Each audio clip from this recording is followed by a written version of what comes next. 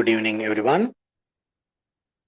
We will continue today with the question about addiction, which was posted last class. And before we begin, we will do a peace invocation, Mangalacharanam.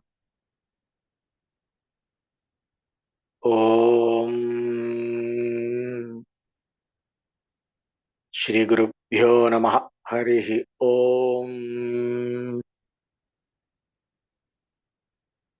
Om Sahana Vavatu Sahanau Bhunaktu Sahavityam Karavavahe तेजस्विनावधेतमस्तु मा विद्विषावहै ॐ शान्ति शान्ति शान्तिः ॐ तत्सत्.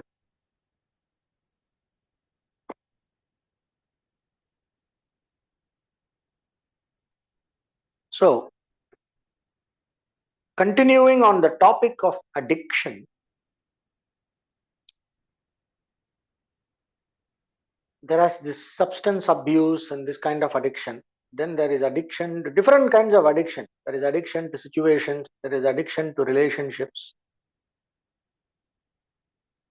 There are addiction to certain habit patterns.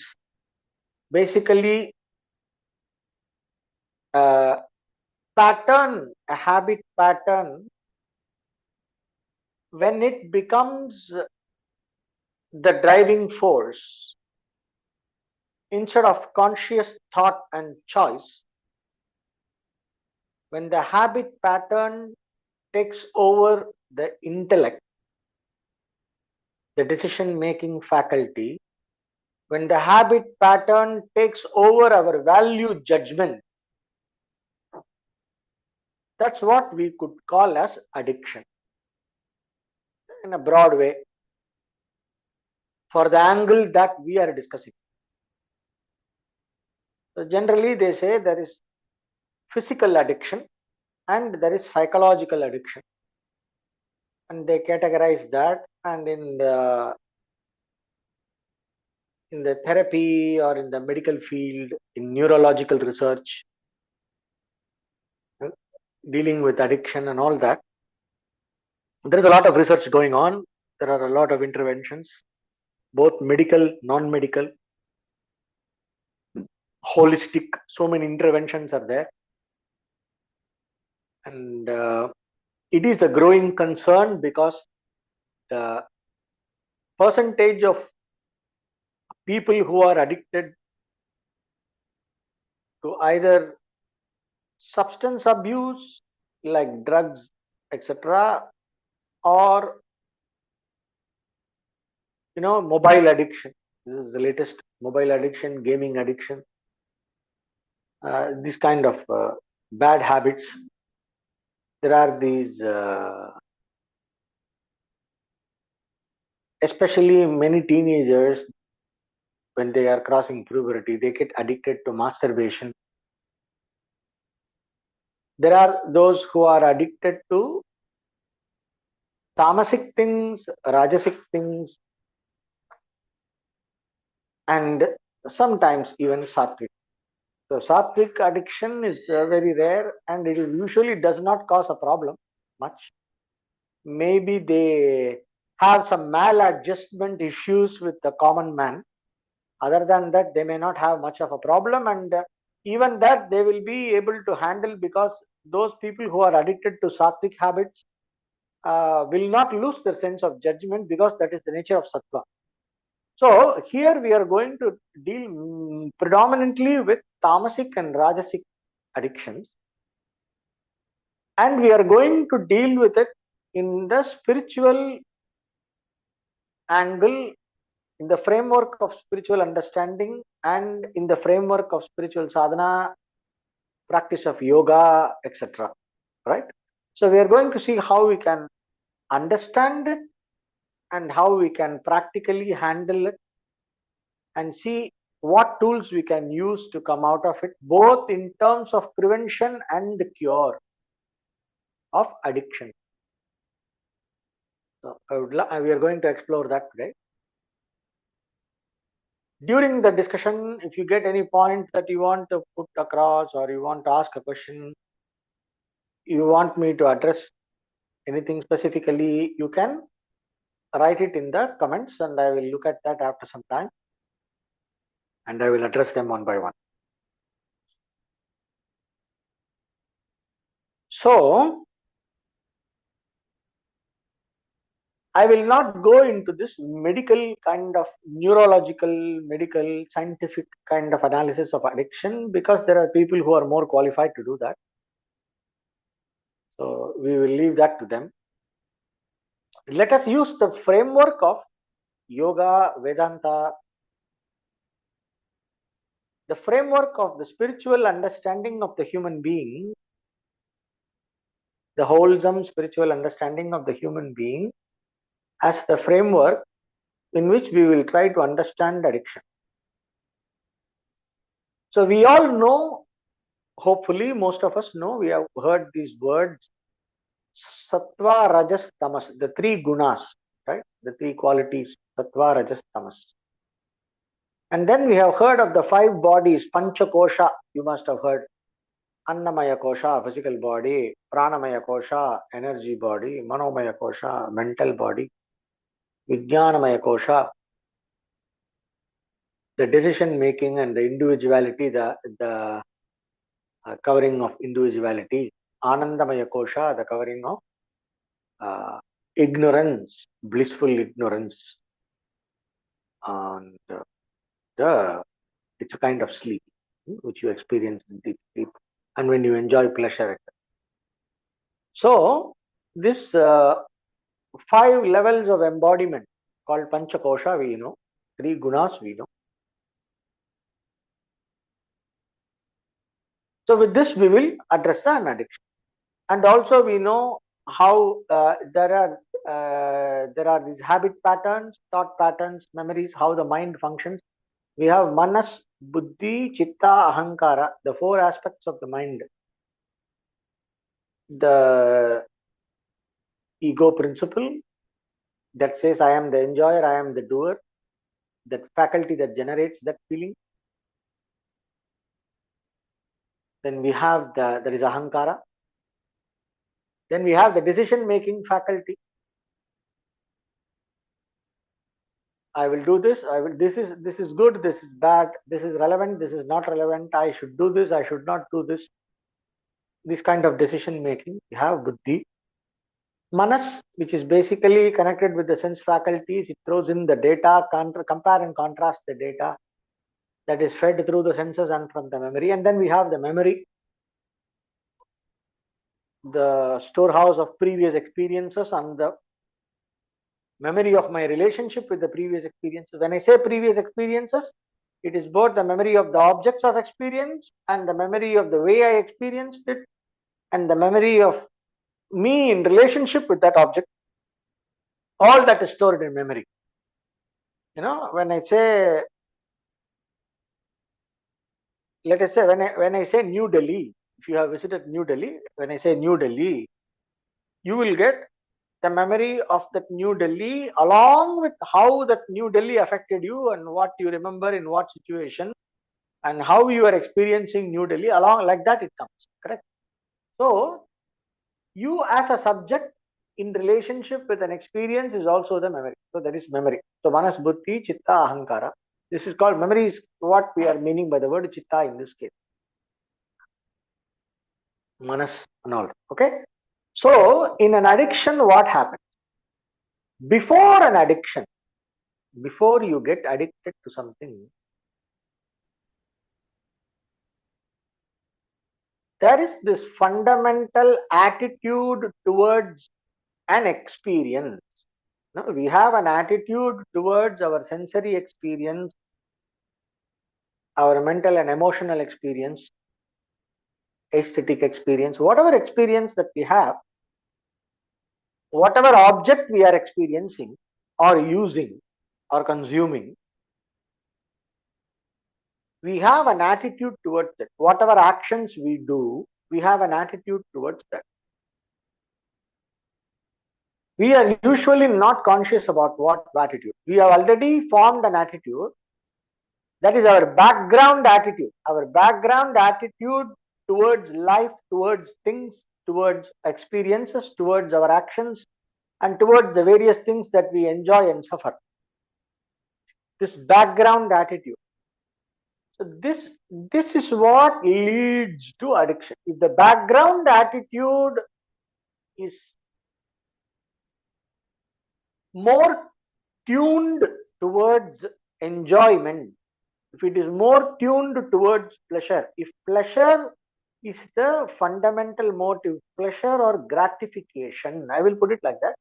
Pleasure is more narrow spectrum. If I say gratification, personal gratification, then you also bring in ego gratification. All that comes inside that.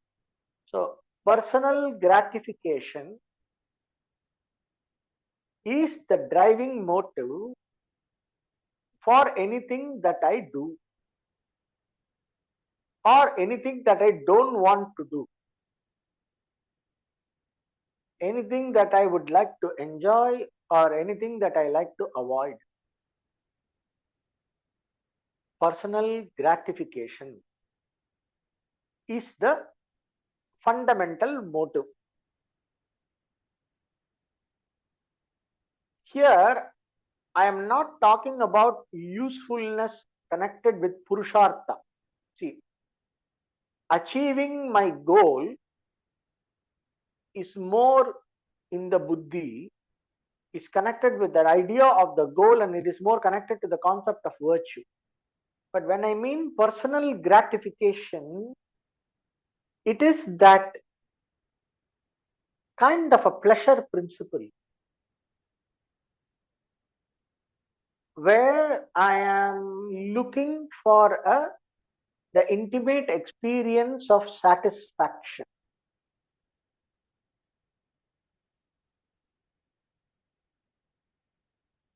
the sense of reward, the sense of personal reward, right? So when that alone is the motive, that is the main motive, that is the driving force for me to decide whether to do something or not to do something. Not virtue, not morality, not ethics, but this is the driving force.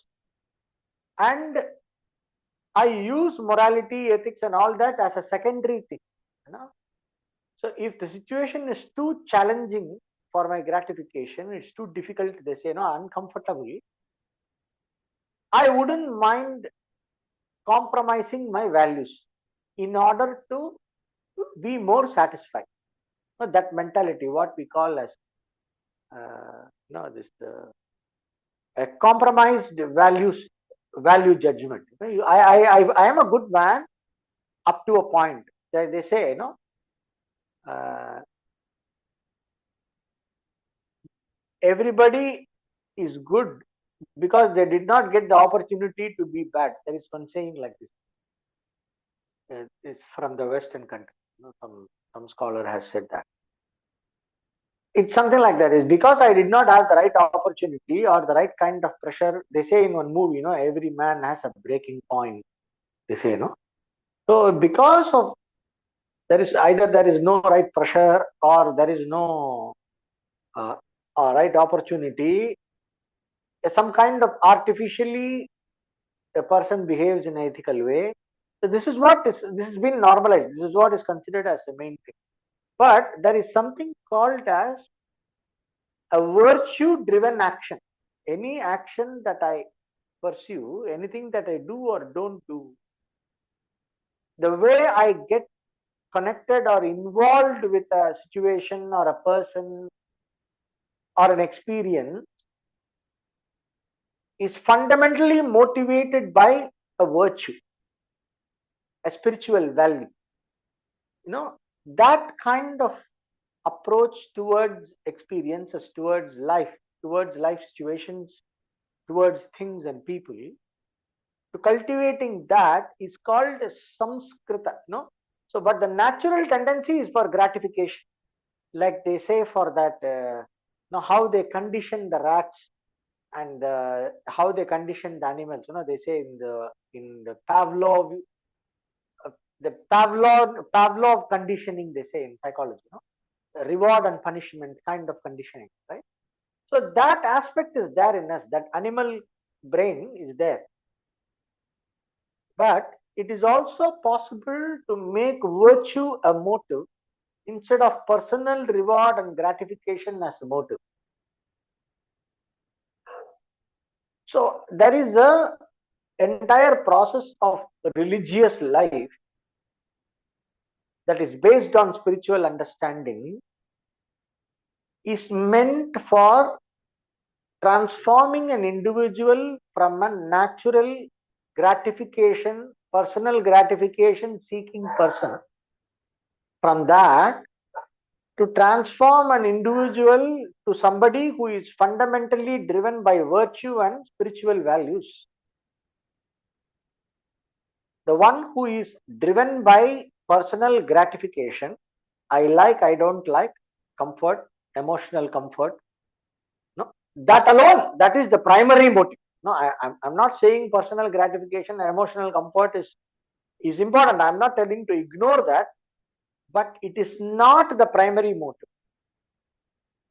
It is to be taken care, but not at the cost of, there are higher things.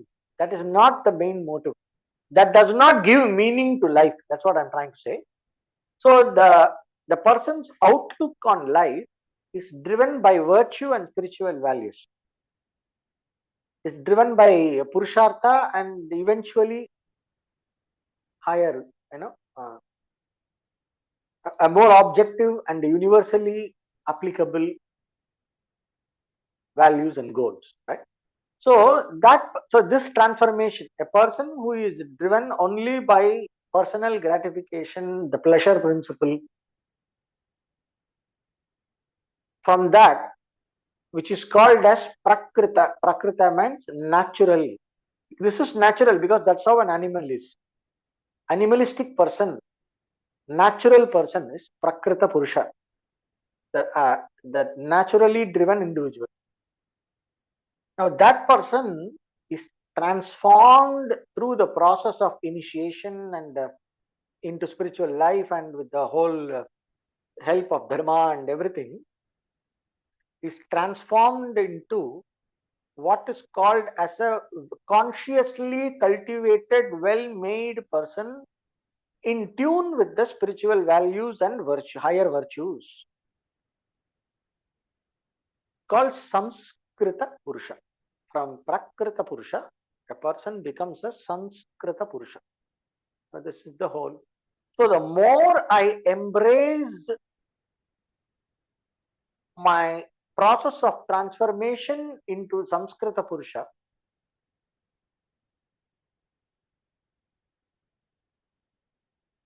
the lesser I am susceptible for addiction. So this is how you prevent addiction. Spiritually, this is how we handle. So a Prakrita Purusha, as long as I remain a Prakrita Purusha, as long I am repeating this term so that you get familiarized with that. Who is the Prakrita Purusha? A person driven by the pleasure principle. The person whose main drive, motive in everything is personal gratification. It's a Prakrita Purusha. It's like a rat, basically. So what they call as the reptilian brain, rat brain, hypothalamus and all, they say. The reward pathway, they say. The hind brain, the animalistic brain.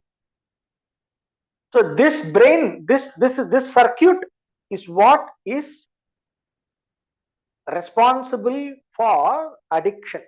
They found in this brain research that for people who are addicted, there is a part of the brain which is meant for value judgment and for discrimination and analysis and the right understanding, called the prefrontal cortex. There are some circuits responsible for that.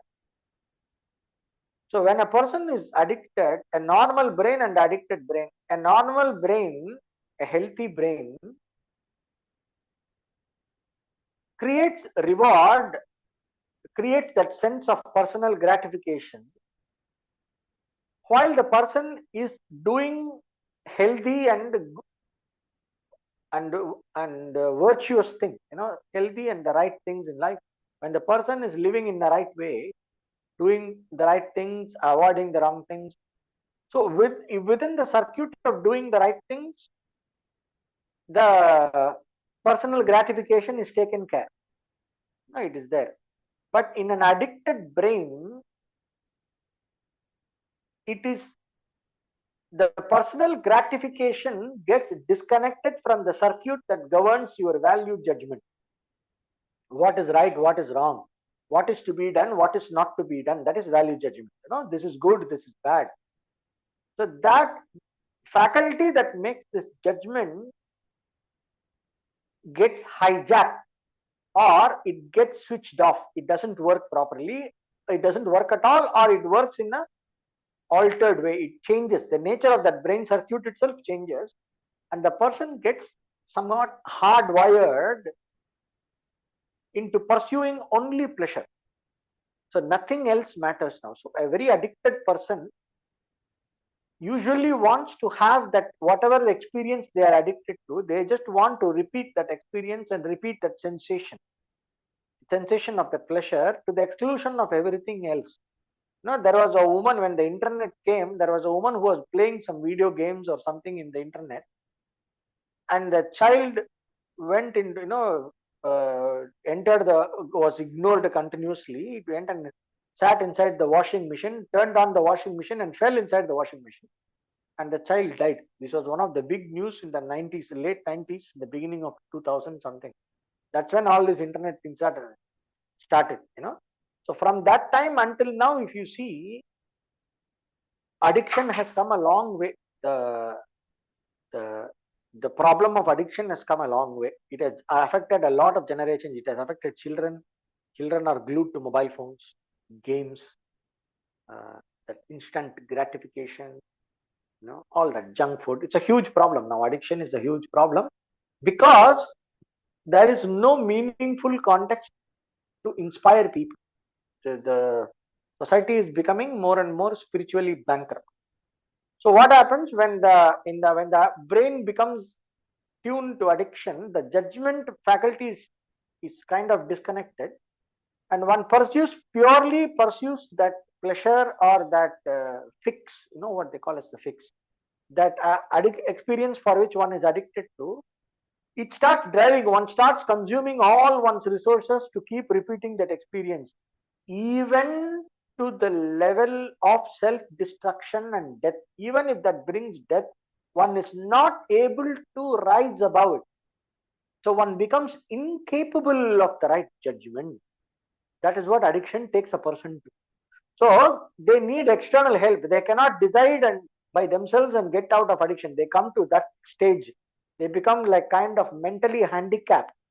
A person who is on the path of addiction beyond the point becomes mentally handicapped. The brain nature itself changes, and one becomes fundamentally incapable of judgment and value judgment and decision making. And all the decision making faculties are used only by the force of addiction. It's like alcohol. You can see this very clearly in alcoholics. But in alcoholics, it is very obvious because it is a universally accepted addiction. But there are other addictions every day that completely cloud our judgment, that hijack the brain. The addiction, they say, hijacks the brain. Hijacks the brain in the sense it hijacks your judgment. The buddhi, for spiritually speaking, how we see is the tamo guna. The tamo guna, that is the ruling force behind the pleasure principle, takes over your buddhi. In the sense, the need for experience, that circuit of pleasure seeking, takes away the prana's ability to make the intellect work. The sense that manifests in the brain as the neural circuit. The judgmental circuit does not work, it is switched off. So there is no, the nerve currents completely bypass, and then they use only information in order to further this experience of addiction. That's when continuously lives like that and dies like that, in the next Janma, that person can be born as a psycho. No, this whom this call as this psycho and this sadism, narcissism. All these problems come. One is a born narcissist. These people are basically, they were very prone to addiction in the past life. So, so when the brain bypasses that, one becomes incapable of judgment. So the pleasure circuit takes over all your judgment. So you start seeing everything only as a tool of how I can use everything for the sake of my that addiction. No, whatever experience that for the sake of my pleasure, how I can use everything for the sake of my gratification. That's how the brain starts thinking. Your fundamental thinking is like that. So you may ignore family, you may ignore relationship, you may ignore responsibilities. That is the beginning. Then later one ignores one's own health, one's own well-being. One ignores even one's necessity to be alive. Even if one is going to die, one becomes helpless, and the addiction forces a person to do things that can cause even an individual's death. Yeah. So this is how it works.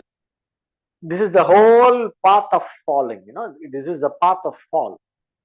So depending on when we want to handle addiction, first the thing is, if I am able to say I am addicted, if I am able to recognize the addiction as an addiction, that itself is great, because in so many cases we don't even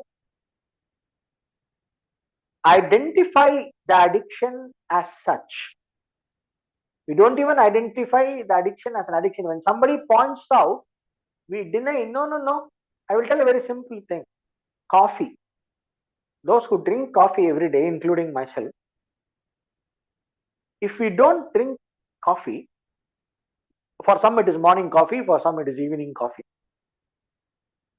the main time. So when you don't drink coffee,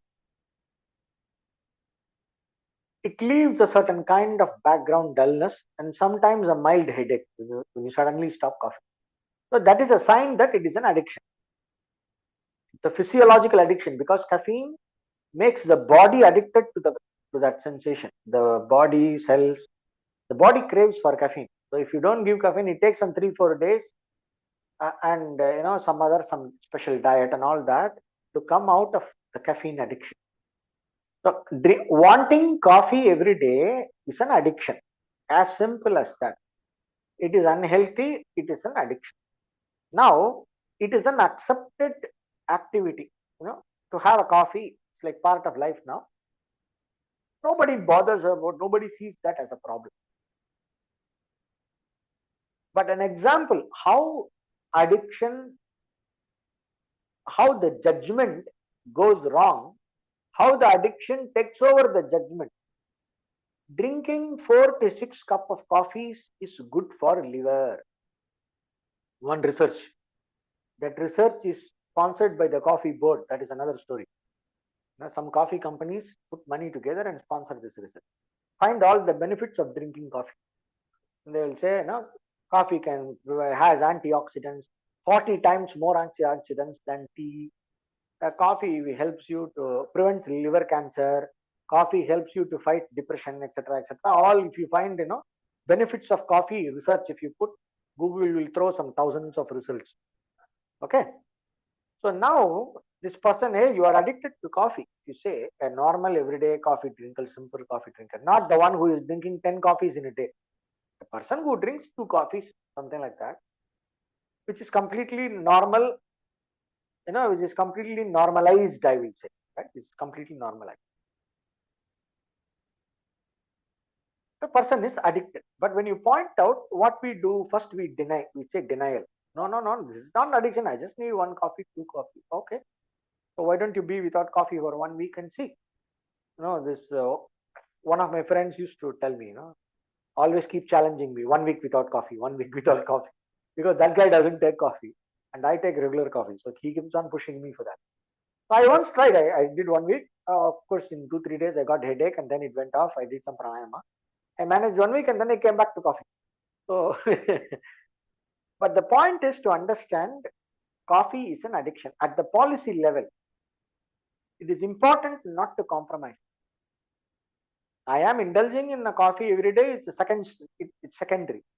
But if you ask me, is coffee an addiction? Yes, coffee is an addiction. No, no, no. This is not an addiction. It's okay. And then the value judgment going off, telling drinking coffee is good. Coffee is, making others drink coffee. And the same thing happens with smoke also. Come on, I just have one cigarette. But smoking has become a taboo now. So because of that, all the atrocity literature against smoking, of all the anti-smoking literature, now there is more awareness that smoking is bad. You will be surprised in 1940s, 1930s, I think, 1920s, 30s, and 40s, smoking was considered as good. Even Einstein or somebody, I think, one big scientist has said how having a smoke makes a person's thoughts and everything clear and is able to come up with very good ideas, and it inspires the person to do a deeper research, and all kinds of positive things was told by a scientist, a very world renowned scientist, gave these positive statements about smoking. Smoking is a man's best friend. Like that, you have statements from very famous people, who are highly respected intellectuals and scholars. But over a period of time, the effect of smoke, the cancer, and all those things were discovered. They did some research. There was a huge resistance when they want to publish the results about the negative effects of smoking. The first time when they wanted to publish that, there was a huge resistance and political backlash from the tobacco lobby. No, so it's like, it was like how they do this climate change denial today. So like that, it was a big deal at that time. So now we are laughing, but at that time, to recognize smoking as a problem and as an addiction, it took a lot of collective effort to be able to do that. So like this, we have different levels of addiction. Those addictions that have become a part of life and which do not affect us in a drastic way. Now, suppose if you are addicted to some drugs like cocaine, heroin, etc., or ganja, this kind of addiction, they have a drastic effect on life. If you are addicted to alcohol abuse, alcohol and all that, these have a drastic effect on life. We see it very obviously affecting the normal life. So we are able to recognize it as an addiction and see it as a problem, and then it's easy to take measures and counter it. But there are these finer and subtle addictions that are taken for granted, they are taken and accepted as part of life. Emotionally, you are very addicted in a relationship, let us say. What we say, oh, that person is very affectionate, he's they are so much in love, we say, which is basically emotional addiction. If you cannot, you are basically allowing that uh, the circuit of mutual affection and the gratification that comes from associating with the other person to become more important than your everyday activities and duty. And you want to sit and chat with that person forever, and then you say, you have these songs, love songs, which say, uh, so, I want to be alone with you on island where there is nobody, only us, and I want this moment to last forever. So these things are all considered what we consider as very romantic, which passes off as romantic. These all point to these all point to the possibility of addiction. So we may not encourage that. We may stop it at a point and then make it more objectively and rationally regulated, so that it does not consume every other productive part of our life.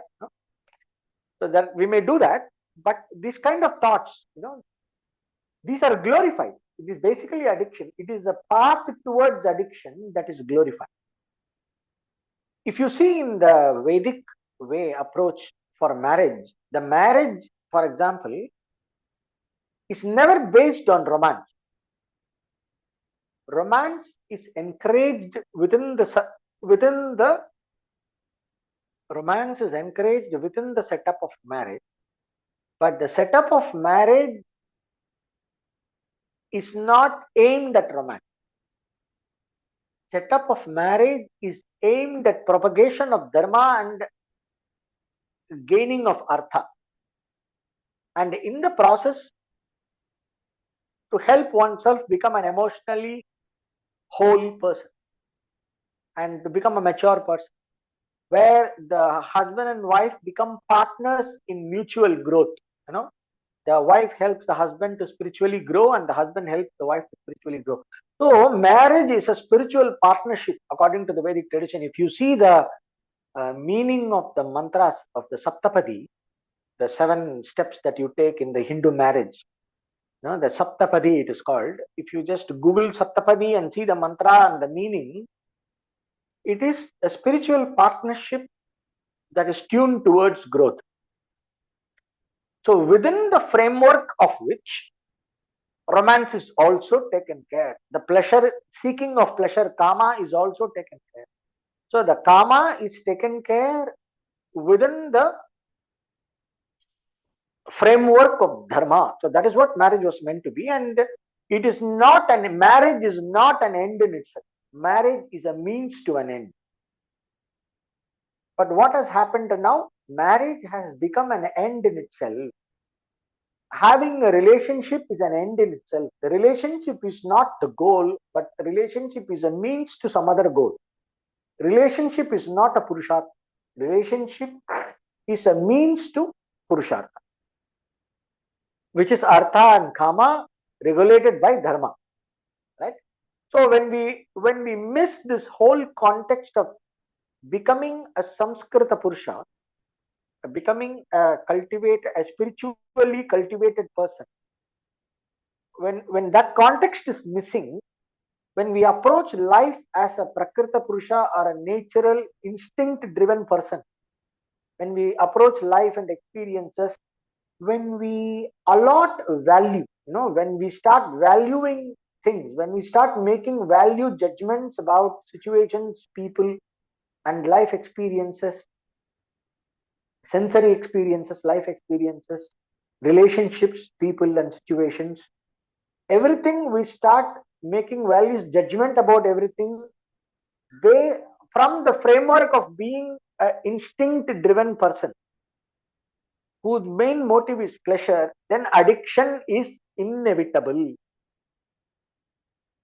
This is what we need to understand. So this is our fundamental approach to addiction, based on what Yoga Sutra says, heyam dukkham anagatam, prevent the sorrow that has not yet occurred. Basically, I should prevent myself from losing myself into a need, from losing myself into any experience, any kind of body and mind mediated experience, any experience or enjoyment or pleasure. It has a potential for consuming me completely into it if I don't approach it with the right mindset and the right value judgment and in the right context. Right? So I have to prevent that first. So to create a way of life and to create a framework of thinking based on yoga, to create a way of life and nitya karma anushtana, we say, so everyday discipline, that is a way of everyday, a way of life where you have certain everyday disciplines planted with the goal and the perspective towards a spiritually meaningful life. When we have that based on the knowledge of the purusharthas, dharma, etc., then we are creating a wonderful platform where we can prevent addiction or minimize the possibilities of addiction. And even if it is never too late, even if we are addicted now, if we commit ourselves into a spiritually elevating way of life that is based on yoga, Vedanta, and based on the Dharma Shastras and all that, when we do that, it creates a meaningful context which supports our journey in de-addiction. And it also helps us to develop the sensitivity to identify an addiction as an addiction and not pass it off as something that is accepted and normal and part of life. It does not allow us to gloss over and just brush aside something as okay and overlook that. Instead of that, it gives us the sensitivity to see an addiction as an addiction, and also to recognize the possibility of addiction, and to recognize the mistake in our approach, because we become more aware of our intention when we start living consciously according to the spiritual wisdom and the principles. We will be able to catch a wrong intention whenever we are pushed to do something. We will become aware of the wrong intention, and immediately we can regulate it based on our understanding, based on the teachings, based on our spiritual commitment. We can regulate it and change it and approach the action with the right attitude, or leave that action and choose the right action instead of this action. So this is the fundamental platform. This is how you prevent it first. Now, in this context,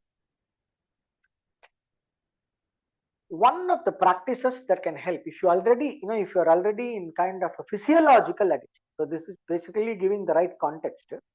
But when we are in the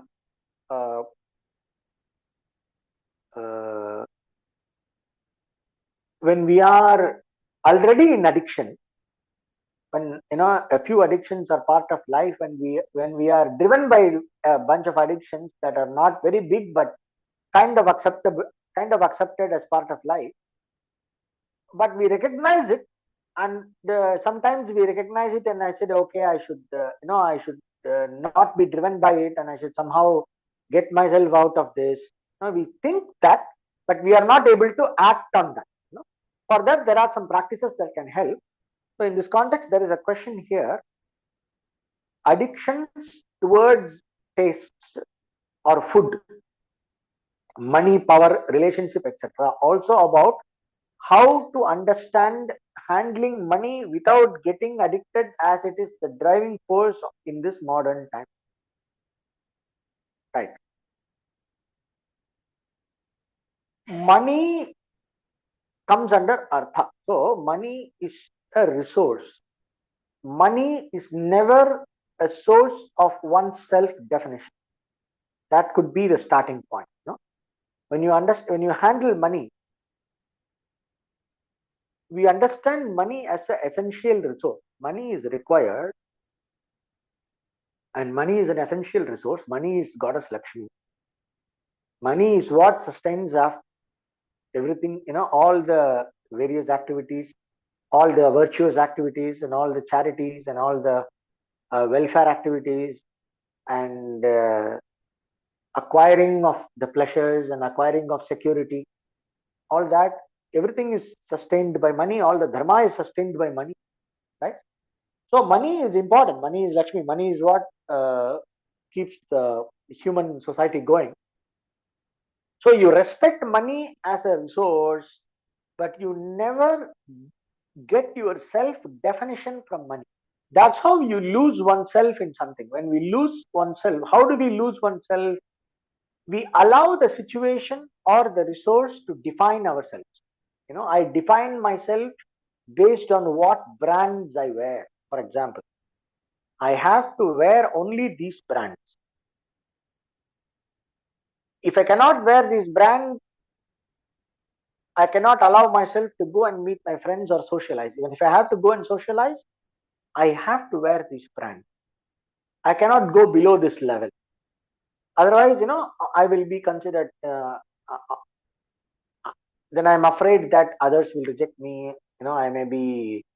I may be consider, I may be ridiculed, and I also feel low about myself. I don't feel good about myself if I am not wearing a brand. So one of the things, for example, if somebody, you have all these uh, this this this thing, this Western habit of proposing. When two lovers are there, they propose. So one person kneels down and shows a ring or whatever. That's the Western habit of doing. And the diamond has to be big. Bigger the diamond, bigger your love. So this whoever is getting the ring is, he's gambling a lot of, if the person is, even the person is not very wealthy, goes to a great length to get a good looking big diamond. So that becomes very important, otherwise the girl rejects him or whatever. So people get their identity on which car they're driving, what dresses they wear, so money becomes important. And also there is this identity from your asset. I am part of the billionaire club, I am part of the millionaire club, billionaire, multi-billionaire club, I am one of the top 10, then top 100 billionaires. Then that doesn't become enough. Then I have to be from top 100, I have to become top 10.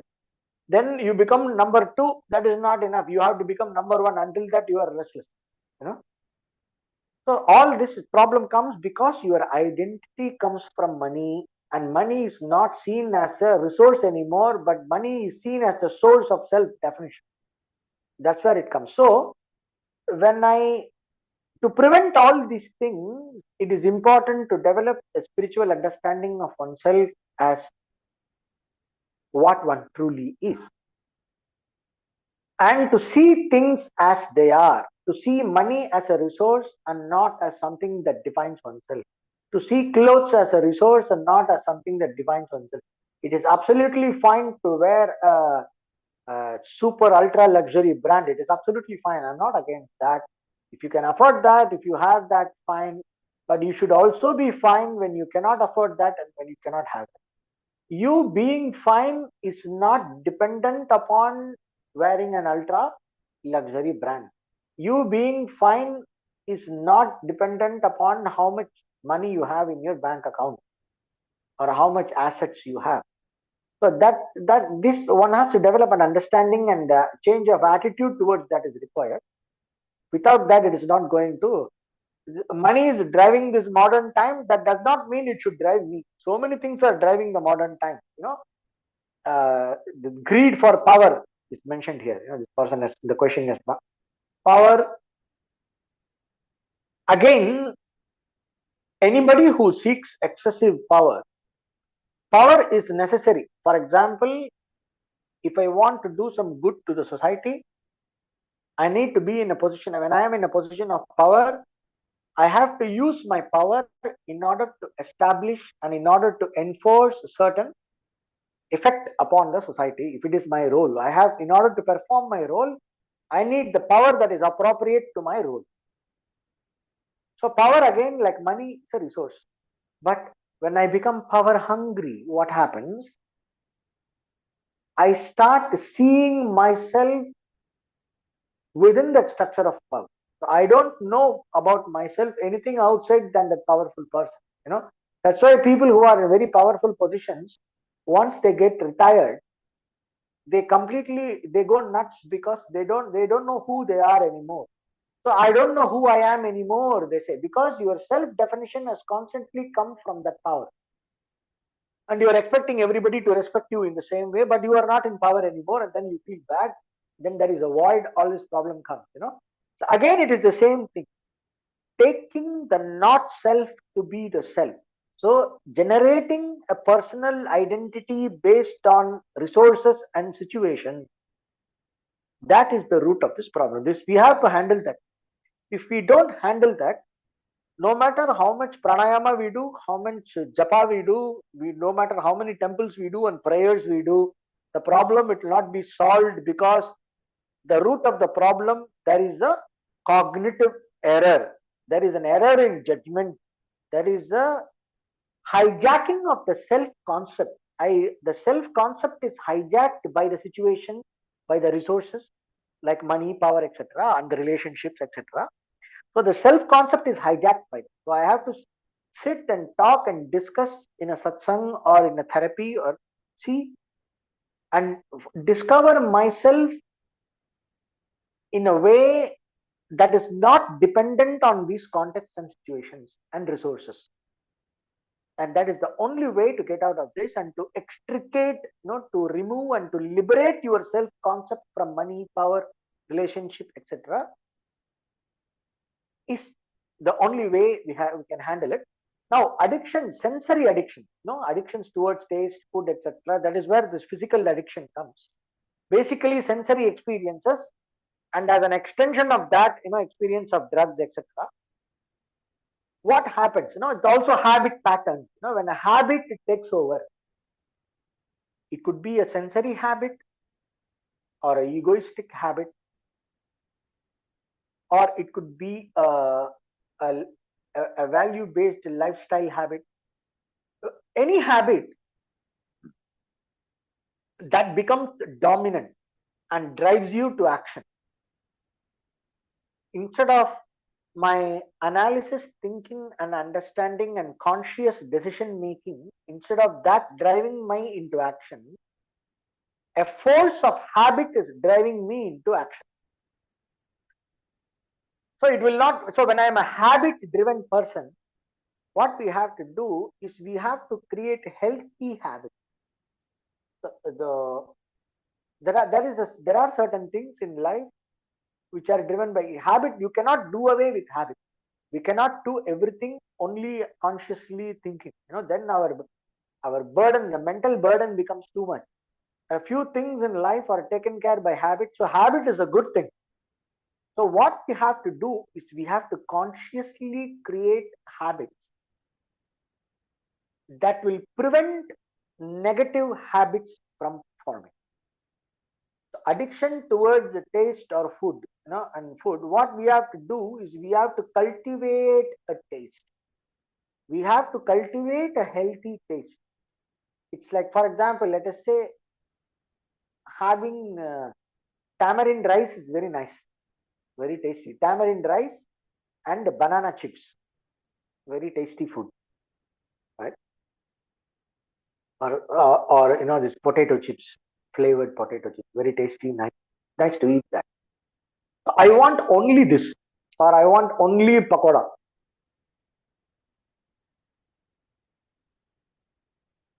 Now, how did I end up like this? Because I have cultivated a taste for it. Instead of that, it is also possible to cultivate a taste for healthy food, less salt, less spicy, sattvic food, fresh boiled vegetables, lot of greens, etc. This millets and various grains, whole grains. Instead of eating that polished white rice, we can cultivate a taste for integral brown rice, and cultivate a taste for this texture. But as we get older, it becomes more difficult to cultivate a taste. So the time to start cultivating the right taste is now, no matter how old you are. Suppose if you are already 75, 80 plus, instead of trying to cultivate a taste, one can focus on fasting. Depends on what stage of life you are. Suppose you are in the end of life, it is easier to cultivate the habit of fasting that will help you to overcome negative sensory addiction. Every week I will do 124-hour fasting. Every Paurnami I will eat without salt. So this kind of diet restrictions based on fasting, ritualistic fasting, religious fasting, or some health kind of detox fasting, whatever. So you torture yourself for one day, but make it a habit. On regular intervals, you go through the ritual of fasting. And other times you eat normally like how you are used to, and make the same eating, whatever you are eating, eat slowly and consciously. Take one morsel, munch the whole thing, make the food become a paste, and then swallow it slowly. And after that, take a couple of breaths and then take the next morsel of food. And then give sufficient gap between two meals. So whenever you are eating, you eat whatever you are familiar with. This is for old people. Okay. You cannot cultivate a new taste now, so you don't have to torture yourself continuously. But what you can do is whatever you are eating, you change the way of eating. You make it more conscious, and you try to see if you can do some routine fasting. So that will be the right approach. But if you are younger, start cultivating the right taste now. Now, if you are a regular meat eater and you have spiritual goals, like if you want to do more sadhana, get into yoga, etc., you will have to leave meat. As simple as that. Eating meat and tapping divine grace, they don't go together. Where there is meat, there will be no grace. As simple as that. It's a different thing. Unless your meat eating is regulated by tantric practices and all that, Mamachara Tantra and all that, with invocation and special mantra, incantation, mudras, offering with Bali and all that. If it is regulated by that, then I don't have anything to say about it. It's a very, but most cases it is not. Most cases, 99%, you are just eating, you are just going to KFC and hogging that chicken. So, in, in that case, instead of giving outdated arguments like, I need protein and this kind of things, there is this. You go and find one of these militant vegans, these vegans who are very militant about veganism. Go talk to them and they will convince you that you don't need animal food for protein. So they have done enough. All their life is about researching on how you can get protein from without killing or torturing any animal. So it is important not to eat meat. So don't say where I will get my protein, where is it, all this. Instead of giving all these lame arguments, you can tell yourself, whatever I am healthy, whatever health I can maintain without eating meat, that is enough. Because no matter how I eat, I am not going to live forever. One fine morning, I am going to die. So let me live as healthy as possible and use this body for the sake of my spiritual growth. And for that purpose, I am giving up meat. One can convince oneself like this, and then do some research and try to get some, sufficient nutrition from vegetarian sources. All our great gurus, so many gurus, all of them were vegetarian, and they lived, until 1995, 100. There was a Swami who recently passed away in Bangalore from one of the Shaivite mutts. He was 100 plus, and he was a vegetarian, pure vegetarian, and with a lot of fasting. And I don't think he was eating, taking protein supplements, vitamin supplements, nothing. He was just eating normal food. So it is not necessary. This can endless argument. So instead of that, one can, if you are very addicted to one food, you can first thing what you can do is stop yourself temporarily. Tell yourself, 1 week I will not eat. And during that 1 week, cultivate an alternative habit. Cultivate an alternative habit which you will start enjoying. So you have to enjoy, you have to somehow find a way to eat something else which is healthier and less exciting for your nerves. And you have to cultivate a taste for that.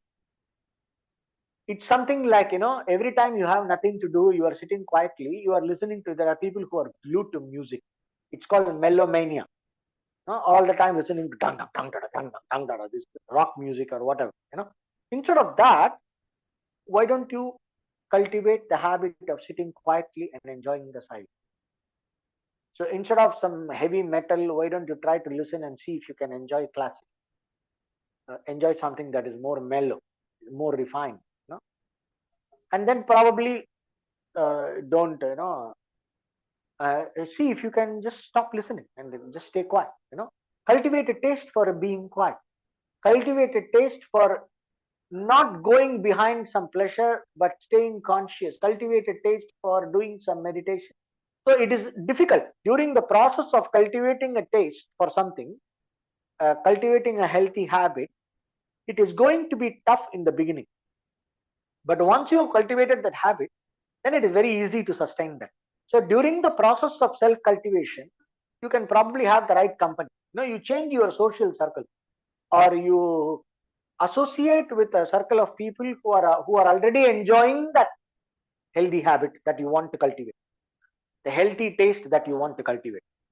You know, uh, whatever you are addicted to, if you want to come out of that, cultivate the company of people who are not addicted to it and who are having an alternative enjoyment that is more sattvic and that is more in line with dharma, that is more in line with ethics, and that is more in line with spiritual growth. So cultivate a company of those people and imitate them. See if you can live like that. See if you can inculcate some of that and replace the time and resources you devote for this with the time and resources for forming the new habit. So that is one very effective way of doing. And another thing is pranayama. Every day spend at least 15-20 minutes, if not any other pranayama.